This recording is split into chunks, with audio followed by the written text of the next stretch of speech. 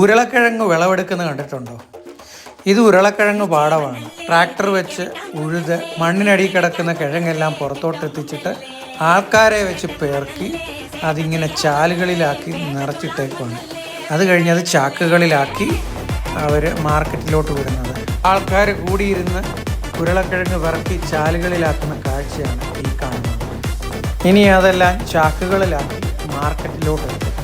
U പിയിലുള്ള മീററ്റിലെ ഉരുളക്കിഴങ്ങ് പാടത്തിൻ്റെ കാഴ്ചയാണ് നിങ്ങൾ ഈ കാണുന്നത്.